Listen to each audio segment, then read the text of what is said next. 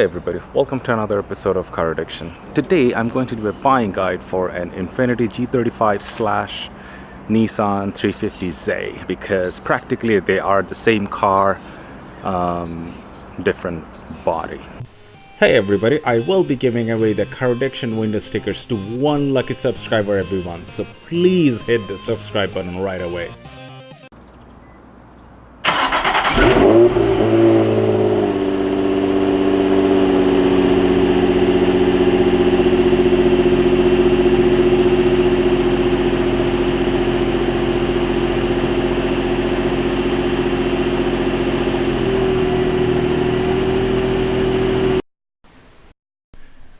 Year-to-year changes. 2003 available as 6-speed manual rear-wheel drive coupe and automatic rear-wheel drive coupe and automatic rear-wheel drive sedan.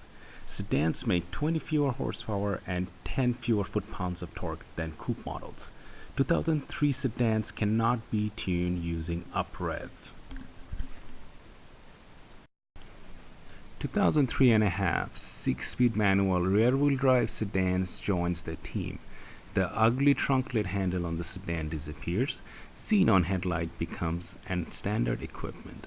6-speed manual sedans can be tuned using uprev, although automatic sedans continue to be non-tunable. 2004 automatic all-wheel drive sedans joins the team. The 6-speed rear-wheel drive sedan gains viscous limited slip differential in place of an open diff. The biggest news is that the 2004 models can be tuned using uprev.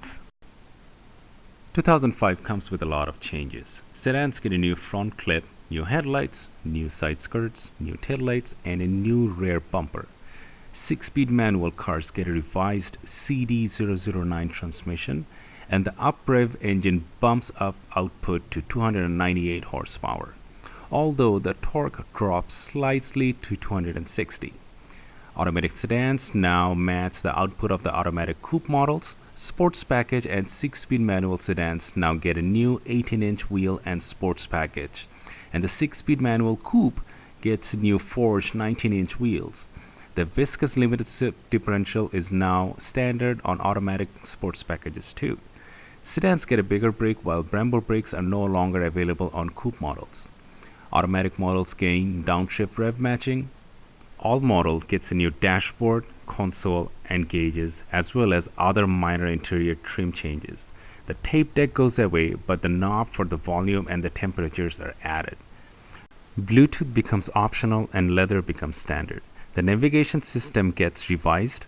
The sports package and 6-speed manual car gets alloy paddles and orange stitching on the steering wheel. Intelligent key becomes available on automatic models, and sedans get an exterior trunk release. 2006 coupes get new headlights with a projector element, new taillights, and a new spoiler. Sports package and 6-speed manual coupes get a new front bumper and new side skirt. 6-speed manual coupes also now have available active rear wheel steering. All coupes get an exterior trunk release button and a minor interior trim changes. 2007, pretty much a carryover year for the coupe. The sedans move on to the VG36 generation. When you're looking to buy your first G35 or Nissan 350Z, there's a laundry list of stuff that you need to keep in mind, especially if you live in a climate like North America's, the northern North America, especially Canada. First thing you need to keep in mind is rust, because we got a lot of salt in our roads, and if the car has been daily driven in winter, rust is not your friend. So the wheel arches, they rust out, which is a very common issue with any JDM cars, pretty much any other cars, because they see the most of the exposure. Even though if you oil the car, they don't really have the most amount of protection. These cars are known for their superb handling, so suspension components is one of the major things you need to keep an eye on. And the only way you can probably test it out is you go for a drive. Now, on this particular car, one of the things I noticed is tire tread on the front wheel on this one against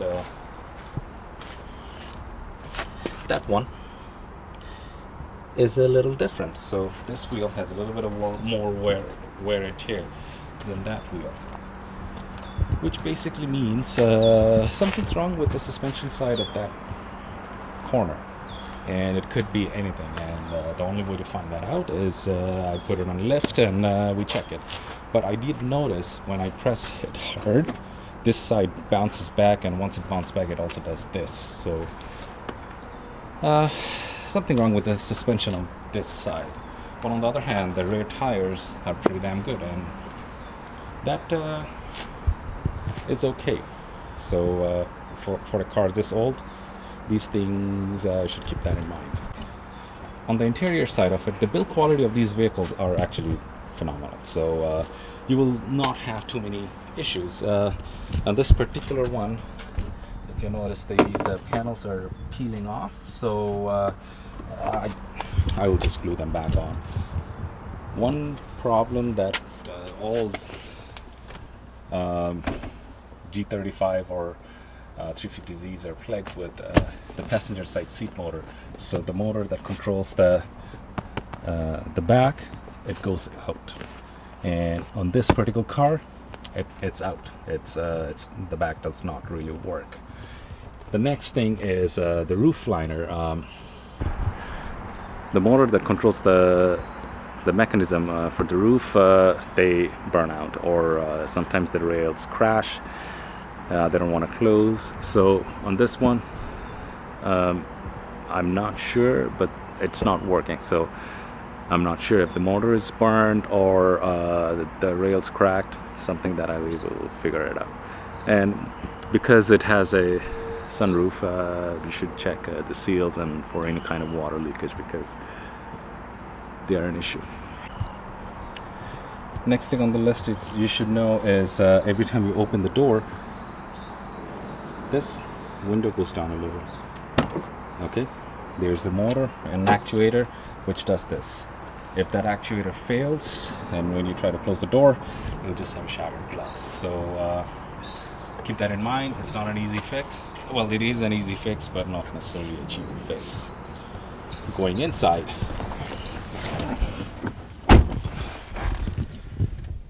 the interior is, as I said, pretty solid. And if you have the 6-speed manual, which you should be buying, in the first generation cars between 03 and 04, there was an issue with the synchros in 1, 3, and 5 going out. So it will either have difficulty getting into first gear, or third gear, or fifth gear. So one of them. So particularly a lot of people in the blogs that complain third gear is the issue. The good side is the motor has a lot of torque. So you can go to first, second, and you can actually skip the third and go to fourth, and should be okay. The motor is a very torquey motor, and it can take care of itself. The next thing is because if it's these cars, they get a lot of beating around because these are sporty vehicles. So keep an eye on the transmission mount and the rear end differential mount. They usually go. And in the first and second year, there was CD001 and a CD003 transmission. Correct me if I'm wrong, leave it in the comment section. But you should be looking out for the CD009 transmission. That is the correct one.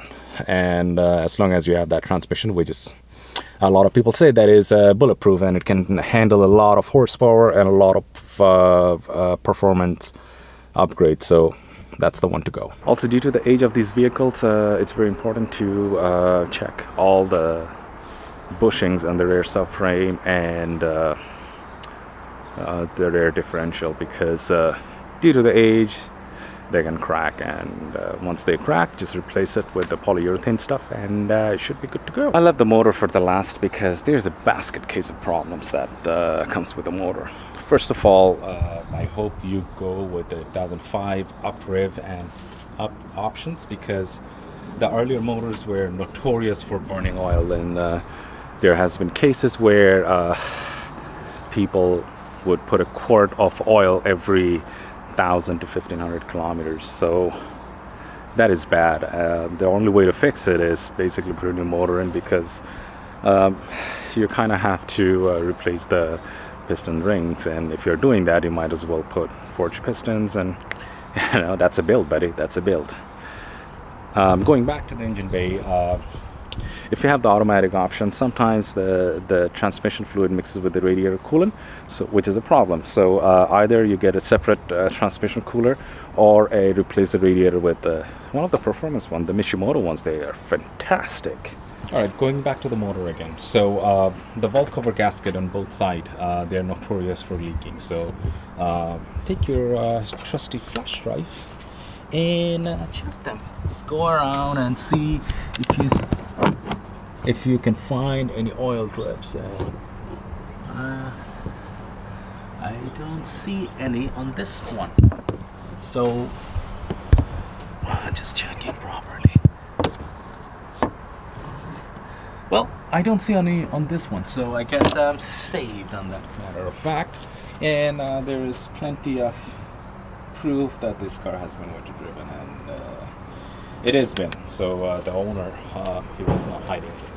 All right, there is an issue with all VQ motors. So it can be a VQ 35, 37, or 40.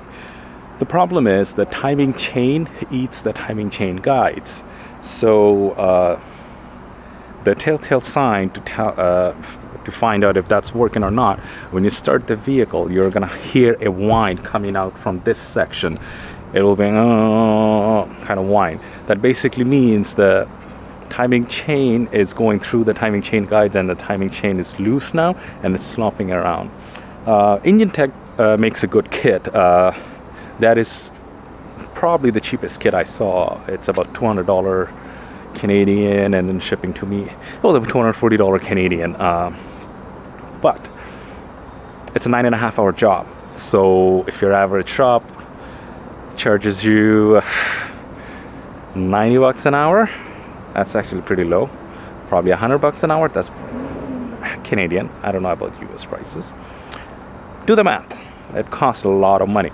Now, if a vehicle has been maintained, so the owner changed the oil every 5,000 kilometers or 4,000 kilometers, because these motor, they tend to burn oil. So if you ask me, I would change the oil 3,000 to 4,000 kilometers, because they burn oil. You might as well just swap it out. That issue may not exist. So if you buy a used vehicle which doesn't have the whine, change the oil frequently. That way you can avoid doing that service. Another issue for this vehicle are the lower control arms. So it is a very common problem for the lower control arm bushings to go. I don't think it's an expensive repair. It's a part of a safety repair, and well, once you replace them, make sure you replace them with the polyurethane stuff so that it never goes again. Advanced front midship, AFM. I've seen it in a lot of blogs that the radiators leak. But anyway, as I mentioned, there's a tendency for the radiators on an automatic to mix the transmission and the coolant. So, hey, go for it. Swap it out with the Mishimoto radiator, and you'll be laughing your way out. And especially on a stick, you don't have that problem. But again, any of the VG or VQ motor, they produce a lot of heat. And going with the Mishimoto or a triple core rad, you can only help your motor. You can beat the shit out of it every day, and you'll be okay. Yeah, I guess that's the end of it. If I helped you anyway making your decision on buying a G35 or Nissan 350Z, please hit the like and the subscribe button. And I do a lot of 300ZX maintenance videos, buying guides, S55 AMG BS that I have to deal with. So stay tuned for more awesome content to come to the channel.